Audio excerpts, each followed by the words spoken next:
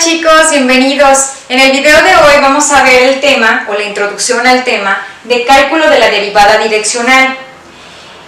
Esto es que tenemos que calcular la derivada en un punto en todas las direcciones. Sin embargo, eso nos va a permitir saber cómo se desplaza una función en todas las direcciones, ya sea que solamente dependa de las variables x o y o que dependa de las variables x, y y z.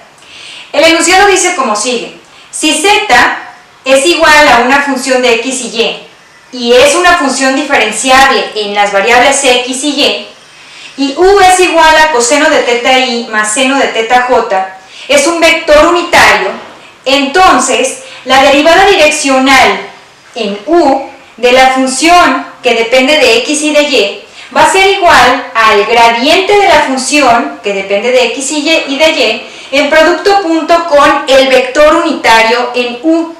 Cabe señalar que tenemos que adaptarnos un poco a la nomenclatura. Cuando tenemos un vector, generalmente se coloca una pequeña línea debajo de la letra que está haciendo referencia al vector. En este caso, tenemos al vector u. ¿Cómo vamos a saber si tenemos un vector unitario? Si la función solamente depende de x y de y, entonces el vector unitario que dependa solo de las funciones x y y va a ser igual al coseno de θ i más el seno de θ j. Sin embargo, si tenemos una función que depende de x, de y y de z, entonces tenemos que calcular el vector unitario que nos proporcione dicha información. ¿Cómo se va a calcular? Se va a calcular como sigue. El vector unitario va a ser igual a la componente b1 sobre la magnitud o norma del vector en la dirección y más la componente b2 sobre la magnitud o norma del vector en la dirección j más la componente b3 del vector y se va a dividir sobre la magnitud o norma del vector en la dirección k. Recordando cómo se calcula una magnitud o norma que va a quedar igual a la raíz de la componente 1 elevado al cuadrado, la componente 2 elevado al cuadrado, más la componente 3 elevado al cuadrado. Recordando que regularmente un vector tiene tres componentes, el vector, la componente b1, la componente b2 y la componente b3. Sin embargo, recuerden que para sustituir aquí el valor simplemente tomamos el coeficiente del vector. Eso con respecto a funciones que dependan de x, de y y de z. Algo también que es importante señalar es que el dato que debemos de colocar aquí al momento de evaluar el coseno o el seno, ese valor en θ, tenemos que garantizar que cuando hagamos el cálculo en la calculadora, si es que te vas a apoyar de una, está en función de radianes. ¿Por qué? Porque dentro del plano polar, entonces es necesario utilizar radianes. Recordando que 2pi radianes es igual a una vuelta completa en el círculo unitario.